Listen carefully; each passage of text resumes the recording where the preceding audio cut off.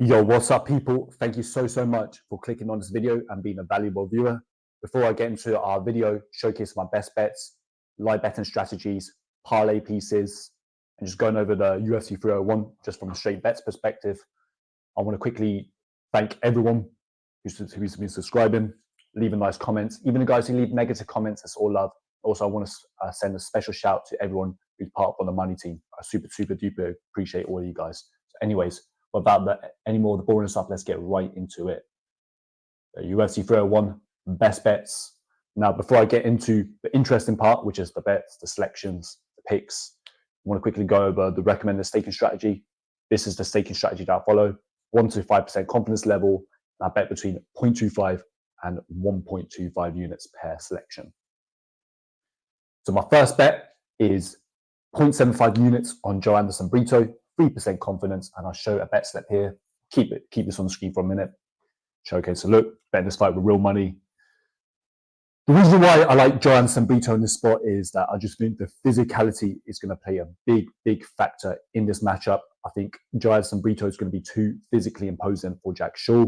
I think he's going to be able to land the heavier shots on the feet and possibly get a knockout, if not be able to grind out a decision. Now, Jack Shaw, he's a good fighter, but he's moving up from 135 to 145. Of course, he had that fight against Amir Khani, but I wasn't that impressed. And I just think the physicality and the power from Joanderson Brito is going to be way too much in this spot. So yeah, 3% confidence, 0.75 units on Joanderson Brito. That's bet number one.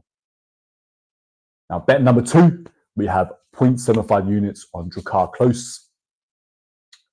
Bet slips here, showcasing, look, betting this fight with real money. So the reason why I like Drakkar Klose in this fight is that I think he's going to be able to out-hustle, out-grind, out-strike Joaquim Silva in the spot. I know one thing that really concerns me with Drakkar Klose is that if you do get him down to the mat, you are able to take him down. He does look really weak off his back, but I don't entirely trust Joaquim Silva's grappling to that extent. But overall, how does he see this fight playing out? It's just, I think Drakkar Klose is just going to be able to out-hustle, out-strike, out-grind Joaquim Silva in the spot. So yeah, I don't mind a little bet on Drakkar Klose. I think he's going to get the job done for us. Our next bet here is 0.75 units on Vitor Petrino plus ISMAEL BONFIM. Bet slips here. Now, the reason why I like this bet is that Vince PICHEL, he's 41 years old. He's 13 years older. He hasn't fought in 2+ years. So that's already an uphill battle for Vince PICHEL to overcome. And for those reasons alone, I can never bet on Vince PICHEL.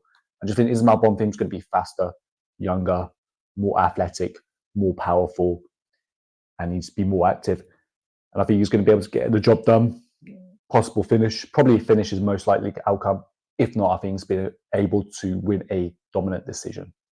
Now, the reason why I like Vitor Petrino here is that I think Anthony Smith is on the decline. He looks a lot more timid. He looks a lot more scared. Vitor Petrino is a guy on the rise. I think he's making improvements. I think he's going to be a lot more powerful, a lot more faster. I think he's going to be a lot more aggression. And I think he's going to be able to get the job done here in the spot against Anthony Smith. Now, these are bets I'm considering. Maybe haven't placed anything yet. Dogs of the week. So the first dog of the week that I'm considering is Steve Erceg.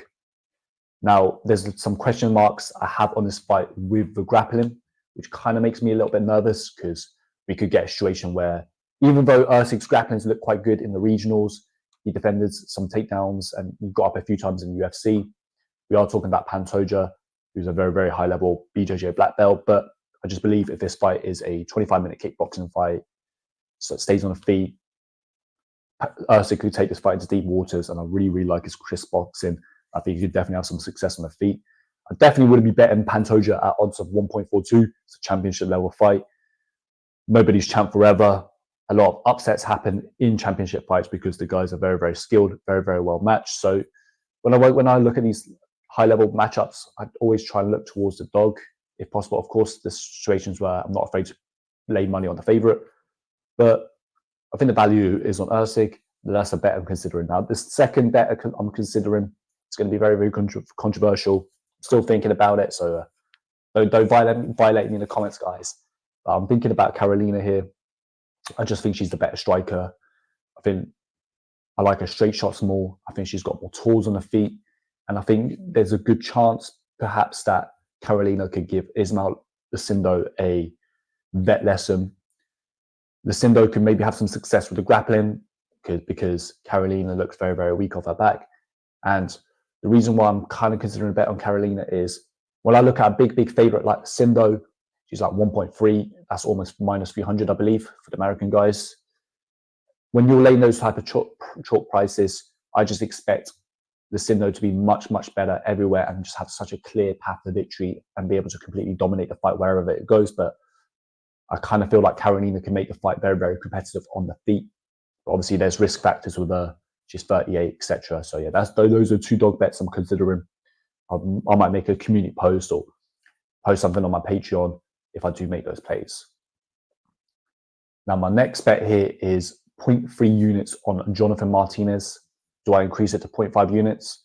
Took some early lines on Jonathan Martinez. I think the line's going to move towards his favor. I think I'm going to be able to secure some good closing line value. Of course, the fight could play out very, very competitive. I do believe there's a high-level matchup. I do believe both guys are very, very well matched. But career trajectories are just, Jonathan Martinez has been more active. And I thought, yeah, 1.83. Worst case scenario, if I hate the bet, I can just cash out later on the week, maybe secure a tiny bit of closing line value. But I do think this fight has potential to play out very, very competitive. So I wouldn't be going out to put mad money on a fight like this. Jose Aldo is a legend of the game, very, very skilled, very, very good striker. So there's a lot of positives for Jose Aldo. But yeah, let me get a little bit on Jonathan Martinez. Now, potential parlay pieces that I'm considering, thinking Caio Borralho. I really like this guy's style. I think he's a top 5, top 10 type of fighter. Very, very well rounded.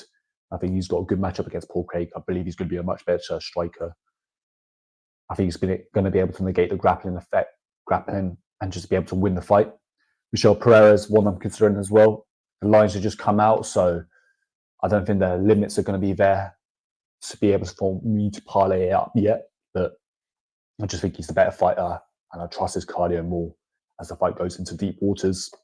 So yeah, and also Ihor Terra is taking this fight on short notice. He's probably going to. I'm just going to assume he's going to be coming ready because he had a fight against a fighter with the one eye. The UFC was cruel setting that fight up, and this is probably an easier matchup for him. So I can see why he took this fight. But yeah, Michel Pereira is the justified favorite in this spot. Now we're going to talk about some live betting strategies here. Karolina, if this fight plays out very, very competitive, it's a back and forth fight. You know, obviously the judging, they're probably going to favor LUCINDO because she's younger. She's got more upside in the UFC. She's more marketable. But if it's a situation where the fight's playing out very, very competitive, maybe Karolina is outstriking her, stuffing her takedowns, then that's a possible live bet that you might want to consider.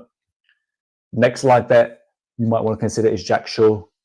I don't know how likely this is, but if we get a situation where Joanderson Brito completely empties the tank on Jack Shaw, maybe hurts him in round 1, goes hard for the kill, gasses himself out, or we see a situation where Jack Shaw is just continuously grinding on Joanderson Brito and it looks like Joanderson Brito is slowing down, then you might want to get on Jack Shaw as a potential live bet, or hedge out or cash out of your Joanderson Brito action. Next live betting strategy you might want to consider is Jonathan Martinez. If we're seeing a situation where Jose Aldo looks out of pace, he looks a lot slower, he looks maybe a little bit shot, maybe his timing's not on point, then you might want to jump in earlier on Jonathan Martinez because he's more likely going to win the fight. And just going off history, guys taking 18-month layoff. Of course, he has some boxing fights, but boxing's a little bit different from MMA. Timing's different, etc. So yeah, if it's Aldo's timing, maybe he's not looking as sharp, not looking as athletic, and you might want to jump in on Jonathan Martinez as a live bet. Next live bet strategy I have here is Steve Erceg. If we're seeing a situation where Pantoja, of course, he's a guy, he does slow down, he huffs and puffs, and the body language doesn't look great, but he is a guy who does fight through tired as well. But if we see a situation where Pantoja is visibly tired, maybe Erceg's starting to get the better of the striking, the fight's going into deep waters, the fight's playing out very, very close, competitive, you're like, oh, who won round 1? And they're 50-50 rounds, or you see a situation where Erceg's able to negate the grappling attempts of Pantoja, then you might want to get on a live bet on Steve Erceg. Fifth and final one, ELVES BRENER. OROLBAI moving down from 170 down to 155. Maybe the weight cut, it's not good for him. He struggles to make the weight, and the weight cut affects his performance. Then you might want to get on the ELVES BRENER. We see a situation where ELVES BRENER is able to negate the takedown attempts from OROLBAI, work his way back up to the feet. You might want to bet on ELVES BRENER. Anyways, thank you so much for tuning in. Please make sure to like, comment, and sub for more content like this. Hope you guys enjoyed it. If you've got any more questions, any more queries, feel free to leave a comment down below. And thank you once again for 100+ subscribers and all the nice things that you guys say.